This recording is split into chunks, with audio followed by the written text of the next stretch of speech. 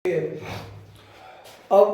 10 number में जो था वो भी था वार्षिकी विधि से लेकिन उसमें था आपको कैश प्राइस निकालना। और 11 नंबर में जो है कैश प्राइस दिया हुआ है, किस्त की राशि निकालना। ठीक है, वार्षिकी विधि से। तो सवाल में देखिए कहता है कि 1/1/2010 को श्री पी चौधरी ने बंसल एंड कंपनी से एक संयंत्र किराया क्रय पद्धति पर क्रय किया।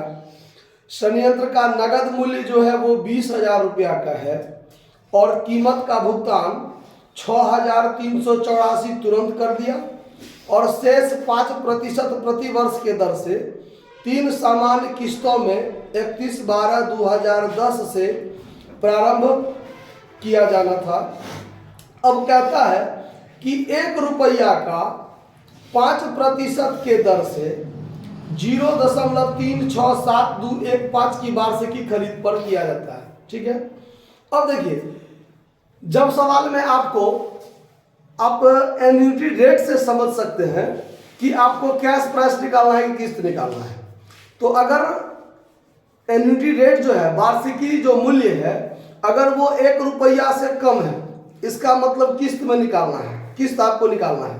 आज सवाल में रहता भी है, नगद मूल्य दिया रहता है और आपको किस्त की राशि पता नहीं है। और वार्षिकी विधि से जो वार्षिकी मूल्य होता है वो 1 रुपया से कम, यानी 0.3672 ऐसा है, तो ये 1 रुपया से कम हो गया ना। और जबकि आप 10 नंबर सवाल में देखे थे कि 2 दशमलव कुछ था, तो 1 रुपया से ज़्यादा हो गया ना। तो उसमें किस्त दिया हुआ था, नगद मूल्य नहीं था, तो 1 रुपया से ज़्यादा था वार्षिकी मूल्य। और इसमें किस्त दिया हुआ है, नगद मूल्य दिया हुआ है और किस्त नहीं है, तो वार्षिकी मूल्य जो है वो 1 रुपया से क्या है, कम है। तो आपको जो निकालना है इसमें किस्त की राशि, जो हमारा प्रत्येक किस्त कितना का है, इंस्टॉलमेंट का जो अमाउंट निकालना है, वो वैसे ही जो आपका नगद मूल्य है, जिस नगद मूल्य, वैसा नगद मूल्य जो उधारी रूप में रहता है, कर्जा रूप में रहता है, जिस पर ब्याज लगाना होता है, वैसा नगद मूल्य। तो अगर डाउन पेमेंट जो हमने किया है 6,384, उसमें तो ब्याज की राशि शामिल नहीं होगा, उस पर तो ब्याज नहीं लगेगा, तो उसको हम लोग घटा लेंगे, तब जो मूल्य बचेगा उस मूल्य में हम वार्षिकी मूल्य से गुना करेंगे, तो हमारा निकलेगा इंस्टॉलमेंट का। तो देखिए इंस्टॉलमेंट का कैसे निकलेगा उसका देख लीजिए। तो यहाँ पर इंस्टॉलमेंट आपको निकालना है, तो इंस्टॉलमेंट बराबर होगा cash price minus down payment. Down payment घटाने के बाद जो बचेगा उसमें आपको एन्युटी रेट से क्या करना है, गुना करना है। तो आपका जो कैश प्राइस है वो है आपका 20,000, जिसमें से 6,384 आपको घटा लेना है, जो बचेगा उसमें गुना करना है 3,6 कितना कितना है 0.367215 ठीक है। तो अब यहाँ पर जो आप कैलकुलेशन कीजिएगा तो 20,000 में से आप पहले घटा लीजिए 6,384, जो बच गया उसमें आप गुना कीजिए 0.367215। गड़बड़ हो गया कैलकुलेशन। 20,000 माइनस 6,384, 6,384 जो बच गया उसमें गुना करना है 0.367215 बराबर 4,999.99, यानी 4,999.99 रुपया निकला। मतलब अप्रॉक्स हमारा किस्त जो होगा वो कितना का किस्त बन जाएगा, 5,000 का किस्त बनेगा। क्लियर बात। अब देखिए, अब ये जो 5,000 का किस्त की राशि है, ये 5,000 के किस्त में हमारा ब्याज क्या है, शामिल है। आया बात समझ में, कितना ब्याज शामिल है। तो अगर मान लीजिए 1 रुपया वार्षिकी मूल्य होता है, मतलब 1 रुपया पूरा कैश प्राइस है, तो 5% के दर से जो ब्याज सहित मूल्य बनता है किस्त का वो 0.367215 है। मतलब ये 5,000 आपका किस्त निकला जिसमें ब्याज क्या है, शामिल है। अब आपको निकालना है calculation of interest. Calculation of interest आपको ये निकालना है, तो आप इसको कैसे निकालते हैं? इसमें कैश प्राइस, इसमें इंटरेस्ट और इसमें इंस्टॉलमेंट का चर्चा होता है। आपका कैश प्राइस है 20,000, जिसमें डाउन पेमेंट आप कितना देते हैं? 1/1/2010 को, 1 जनवरी 2010 को आप डाउन पेमेंट के रूप में 6,384 दे देते हैं। तो 6,384 इसमें से घट जाएगा, तो कितना बचता है वो देखिए, 20,000 माइनस 6,384, 13,616। अब आपको इस साल का जो अंतिम दिन होगा 31 दिसंबर 2010, उस तारीख को ब्याज लगेगा। तो 13,616 का 5% ब्याज है ना, 5% ब्याज है। तो इसका 5% जब आप निकालिएगा 5%, तो 680 रुपया 80 पैसा, यानी कि 681 रुपया हम इसको ब्याज कह सकते हैं।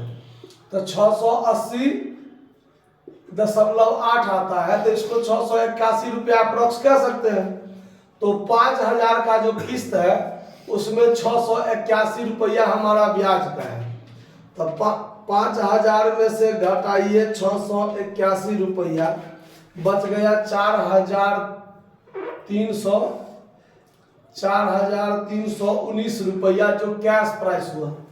तो यहाँ पर 4,319 रुपया घटा दीजिए, तो 13,616 में से घटाइए 4,319 रुपया, तो बचता है 9,297 रुपया। अब अगला ब्याज जो लगेगा वो 31 दिसंबर 2011 को, तो 9,297 का फिर 5% ब्याज लगाइएगा।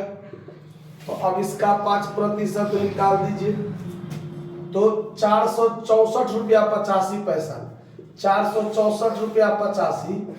तो इसको हम 465 रुपया कह सकते हैं। तो अगला जो किस्त है वो 5,000 का, उसमें 465 इसका, तो 4,535 होगा घटा के, होगा ना। तो यहाँ 4,535 घटा दीजिए,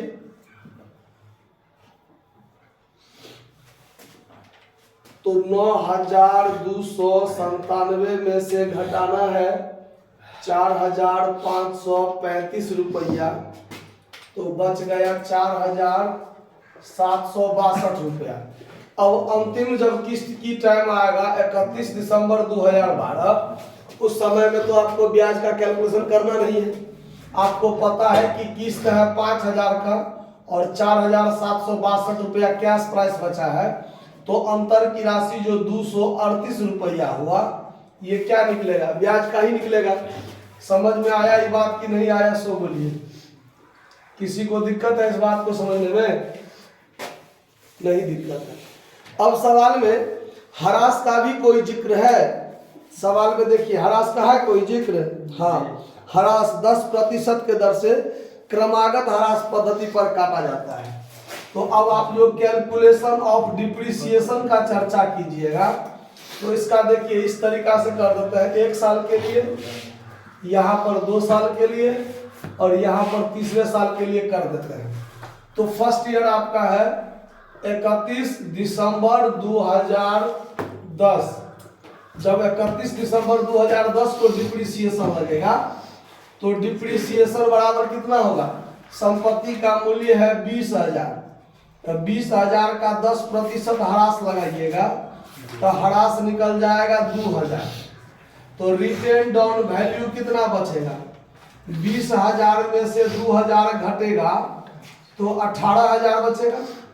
अब अगले साल जब हम करेंगे 31/12/2011 को, तो डिप्रिसिएशन बराबर कितना हो जाएगा? 18,000 का 10%, 18,000 का 10%। तो कैलकुलेशन कीजिए, 1,800 हुआ, तो फिर रिटेन डाउन वैल्यू कितना बचेगा? 18,000 में से 1800 घटा दीजिए, जो बचेगा वो कितना बचेगा? 16,200। फिर आप तीसरे साल 31/12/2012 को जब आप डिप्रिसिएशन लगाइएगा, 16,200 का 10% लगा दीजिए, तो 16,200 बचेगा। तो रिटेन डाउन वैल्यू कितना बचेगा? 16,200 में से 1620 क्या कर दीजिए? घटा दीजिए। तो घटाइए, 16,200 में से 1620 घटा दीजिए, 14,580 बचता है। 14,580 बचता है। आया बात समझ में? इतना चीज की दिक्कत है? बात कोई भारी नहीं है, बस आपको सब कुछ वैसे ही किया है, बस ये चीज आपको निकालना है सवाल में। दूसरे सवाल में किस्त दिया रहता था कि 5,000 का है, इसमें नहीं दिया हुआ था, तो आपने पहले किस्त की राशि निकाल ली। उसके बाद तो पता है हमको कि 20,000 रुपया कैश प्राइस है, डाउन पेमेंट 6,384 देते हैं, दे दिए। बाकी जो बचा उस पर ब्याज लगाते गए, किस्त में से ब्याज घटा के कैश प्राइस, फिर कैश प्राइस घटा, फिर ब्याज निकला, किस्त में से ब्याज घटा, कैश प्राइस घटा, बस ये था। और क्रमागत ह्रास विधि से डिप्रिसिएशन लगाना है, तो 20,000 का 10%, 2,000 घट गया 18,000, फिर 18,000 का 10%, फिर 1,800 घटा, फिर 16,200 का 10%, नॉर्मल बात है। उसके बाद सवाल में कहता है कि क्रेता और विक्रेता के पुस्तकों में यह मानते हुए जर्नल प्रविष्टि कीजिए, मतलब खाता नहीं बनाना है आपको कहीं भी सवाल में, खाली जर्नल बनाना है। क्या बनाना है? जर्नल। तो जर्नल तो आप लोगों को बहुत आसान तरीका से आता है कि जब आप हायर परचेजर के पुस्तक में देखिए, हम यहाँ पर बता देते हैं journal entry in the books of hire purchaser, यानी क्रेता के पुस्तक में जब हम जर्नल एंट्री बनाएंगे तो क्रेता का नाम क्या है? श्री पी चौधरी ने बंसल एंड कंपनी से खरीदा, मतलब श्री पी चौधरी, SP चौधरी, मतलब S से श्री, P से P, ये हो गया चौधरी, SP चौधरी। ठीक है। अब देखिए, अब जब 2010 में आप जनवरी 1 को जर्नल एंट्री बनाइएगा, तो SP चौधरी ने क्या क्या संपत्ति खरीदा है? संपत्ति खरीदा है। तो जब संपत्ति खरीदा, क्या संपत्ति खरीदा है? संपत्ति का कोई नाम है प्लांट, तो प्लांट खरीदा है, तो प्लांट अकाउंट दिया टू हायर वेंडर, तो हायर वेंडर का नाम है Bansal and company, Bansal and company account. तो कितना में खरीदा है संपत्ति? ये भी पता है कि 20,000 है नगद मूल्य, नगद दरान खरीदता तो 20,000 में खरीद लेता। उसके बाद सेम डेट में डाउन पेमेंट किया है, तो हायर वेंडर अकाउंट दिया टू कैश करते हैं ना, तो बंसल एंड कंपनी अकाउंट दिया टू कैश अकाउंट या टू बैंक अकाउंट भी आप लिख सकते हैं, 6,384। फिर उसके बाद क्या कोई दिक्कत है? नहीं दिक्कत, तो बीच में नहीं बोला कीजिए। उसके बाद देखिए दिसंबर 31 को, अब जब साल का अंतिम दिन होगा तो पहले साल में 6 एंट्री बनता है, 6 एंट्री से ज्यादा नहीं मिलेगा आपको। संपत्ति खरीदने का, उसके बाद डाउन पेमेंट का हो गया। अब साल के अंत में 4 एंट्री होगा, बकहल एंट्री बताए थे ट्रिक, ब से ब्याज का, क से किस्त का, ह से ह्रास लगाने का, और ल से लाभ हानि में किस्त और क्या कहते हैं डिप्रिसिएशन और इंटरेस्ट को भेजने का। तो अब ब्याज लगाने का जब एंट्री बनाइएगा तो बनाएगा hire interest to hire vendor, तो इंटरेस्ट अकाउंट दिया टू हायर वेंडर, तो हायर वेंडर के जगह पर बंसल एंड कंपनी अकाउंट लिखते हैं। कितना रुपया का है? 681 रुपया का। उसके बाद दिसंबर 31 को ही किस्त का, तो किस्त का ही बनाएंगे, तब बंसल एंड कंपनी अकाउंट दिया टू कैश अकाउंट, जो किस्त का पेमेंट किए उसका। कितना?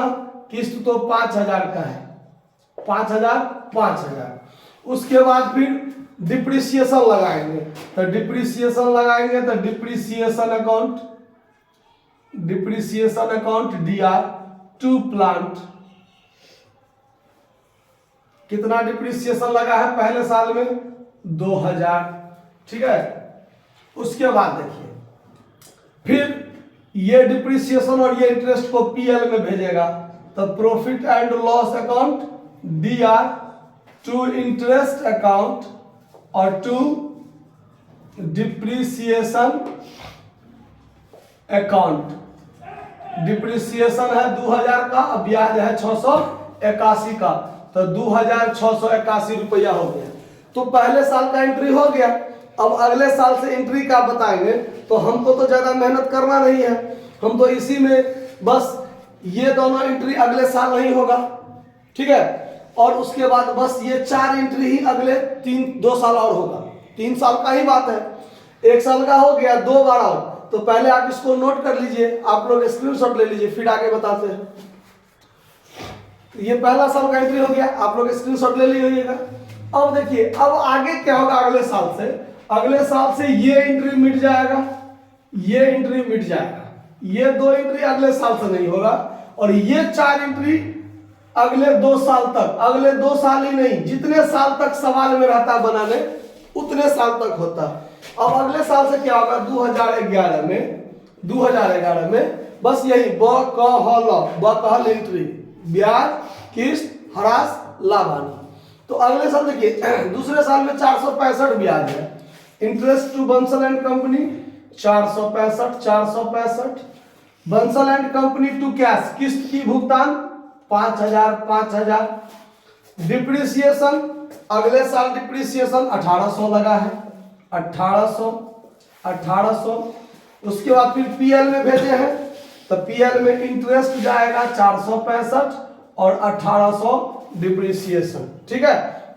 तो दोनों को जोड़ के कितना हो जाएगा 2,265। तो ये एंट्री हो गया आपका 2011 का। अब इसके बाद जब हम 2012 के लिए बनाएंगे तो फिर हमको कोई ज्यादा मेहनत नहीं, फिर आप स्क्रीनशॉट ले लीजिए, उसके बाद फिर देखिए आगे। अब देखिए अगले साल क्या होगा, तो अगले साल में क्या होगा, बस ये मिट जाएगा और ये चीज एंट्री सेम रह जाएगा, एंट्री सेम रह जाएगा, बस दाम बदल जाएगा। क्या, तो तीसरे साल का ब्याज कितना 238, interest to Bansal and company 238, फिर Bansal and company to cash, जो डाउन मतलब क्या कहते हैं किस्त का पेमेंट करेंगे वो 5,000। फिर हम हरास लगाएंगे तो 1,620 लगा है तीसरे साल में, 1,620। अब फिर PL में जाएगा, तो PL to interest to depreciation, तो इंटरेस्ट है 238 और हरास है 1,620, मतलब दोनों को जोड़ के 1,858 रुपया। ये हो गया आपका हायर परचेजर के पुस्तक में जर्नल एंट्री। क्लियर, कोई बात दिक्कत है समझने में? अब सवाल में कहता है कि हायर वेंडर के पुस्तक में भी आप जर्नल एंट्री बनाइए। तो अब हायर वेंडर के पुस्तक में बनाएंगे तो आप लोग स्क्रीनशॉट ले लीजिए, फिर आगे देखिए। अब ये सब एंट्री बंद हो जाएगा, फिर हम बनाएंगे हायर वेंडर के पुस्तक में, यानी SP चौधरी के पुस्तक में हो गया। अब बनेगा हायर वेंडर यानी बंसल एंड कंपनी। अब in the books of hire vendor, जो आपका यहाँ बंसल एंड कंपनी था उसके पुस्तक में अब जर्नल एंट्री बनाने के लिए कहता है। तो पहले वर्ष में इसके पुस्तक में भी 6 एंट्री बनता है, इसके पुस्तक में भी 6 एंट्री। क्या सब बनता है उस पर ध्यान दीजिए। तो 2010 जनवरी 1 को बंसल एंड कंपनी ने संपत्ति बेचा, तो बेचा है तो बनाएगा हायर परचेजर अकाउंट DR, मतलब Shri P Chaudhary account DR to hire sales account, ये एंट्री बनाएगा। कितना का संपत्ति बेचा है 20,000 का। समझ में आया बात, कोई दिक्कत? तो hire purchaser account DR to hire sales होता है, तो तो चूंकि हायर परचेजर का नाम दिया हुआ है एसपी चौधरी यानी श्री पी चौधरी, तो लिख दिए हम एसपी चौधरी। एस का मतलब एसपी चौधरी मतलब श्री पी चौधरी समझिएगा। अब बार बार श्री लगाने का जरूरत नहीं पड़ेगा हमको श्री लगाने में, ठीक है। अब देखिए, तो ये जनवरी 1 का हो गया। सेम डेट में कुछ डाउन पेमेंट हुआ है, तो डाउन पेमेंट हुआ है तो हायर वेंडर के पास क्या आएगा, कैश आएगा। तो कैश अकाउंट दिया टू एसपी यानी श्री पी चौधरी, ठीक है। कितना का 6,384 जो डाउन पेमेंट था सेम डेट में, जिस तारीख को खरीदा बेचा है उसी तारीख को। अब होगा दिसंबर 31 को। दिसंबर 31 को क्या होगा, तो अब क्या करेंगे, तो पहले इंटरेस्ट लगाएंगे। क्या लगाएंगे, इंटरेस्ट लगाएंगे। तो इंटरेस्ट लगाने का एंट्री क्या होगा, तो हायर वेंडर अकाउंट दिया, हायर परचेजर अकाउंट दिया टू इंटरेस्ट अकाउंट बनता है ना। तो हायर परचेजर का नाम है एसपी चौधरी, श्री पी चौधरी। तो श्री पी चौधरी अकाउंट दिया टू इंटरेस्ट अकाउंट, 600 कितना था, 81 रुपया, 681। फिर इस तारीख को किस्त का भुगतान प्राप्त करेगा हायर वेंडर, तो कैश अकाउंट दिया टू हायर परचेजर मतलब टू एसपी चौधरी, ठीक है। कितना का किस्त है, 5,000। फिर उसके बाद सेम डेट में ये जो इंटरेस्ट है उसको पीएल में भेजेगा, तो interest account DR to PL account कितना रुपया, 681। उसके बाद सेम डेट में ये जो हायर सेल्स किया है उसको ट्रेडिंग अकाउंट में भेजना पड़ता है, तो उसके लिए hire sales account DR to trading account. ये 20,000 के माल जो बेचा था उसको फाइनल अकाउंट में भेजने के लिए ट्रेडिंग अकाउंट में भेजता है। आया बात समझ में। तो ये चीज आपका पहले साल का एंट्री हुआ। पहले साल में 6 एंट्री बनता है अगर डाउन पेमेंट दिया हो तो, अगर नहीं रहता है तो 5, ये एंट्री छोड़ के बाकी 5 बनता है। क्लियर। लेकिन अगले साल से क्या होगा, पहले आप इसको नोट कर लीजिए फिर आगे देखते हैं। स्क्रीनशॉट कर लिए, ठीक। अब देखिए, अब जब अगले साल से काम होगा तो अगले साल से बस 3 ही एंट्री बनते हैं। बकल एंट्री, बकल कहिए चाहे बाकल कहिए, कहते हैं ना। तो ब से ब्याज, क से किस्त और ल से लाभानी। अगले साल से सिर्फ 3 एंट्री ही बनेगा। मतलब ये जो हायर सेल्स ट्रेडिंग में गया है मतलब बेचा है, अगले साल से बिक्री तो नहीं होगा ना, तो ये एंट्री मिट जाएगा। अगले साल किस्त का पेमेंट नहीं होगा तो ये एंट्री मिट जाएगा। और जब बिकेगा नहीं तो ट्रेडिंग में क्या जाएगा, तो ये एंट्री नहीं होगा। ये 3 एंट्री अगले साल से नहीं होगा, बस होगा बकल एंट्री, ब्याज, किस्त और लाभ हानि में भेजने वाला। तो ये अमाउंट भी हम बदल दिए, क्योंकि अगले साल से एंट्री सेम होगा, बस अमाउंट बदलते जाएगा। तो अब 2011 के दिसंबर 31 को जब बनाएंगे तो दूसरे साल का इंटरेस्ट है 465, तो 465 किस्त का जो भुगतान होगा कैश टू एसपी चौधरी 5,000 का किस्त है तो 5,000, और फिर पीएल में जाएगा तो यही इंटरेस्ट 465 जो है वो कहाँ चला जाएगा, पीएल में चला जाएगा। तो ये एंट्री हो गया। अब इसके बाद 2012 का एंट्री बनाएंगे, मतलब अगले साल का एंट्री बनाएंगे। तो आप लोग इसको स्क्रीनशॉट ले लीजिए जो वीडियो देख रहे हैं। फिर अगले साल से देखिए, तो अब अगले साल से जब बनाएंगे तो फिर ये 3 एंट्री सेम ही होगा, 3 एंट्री सेम होगा, बस बदलेगा क्या, तो यहां पर देखिए क्या बदलेगा।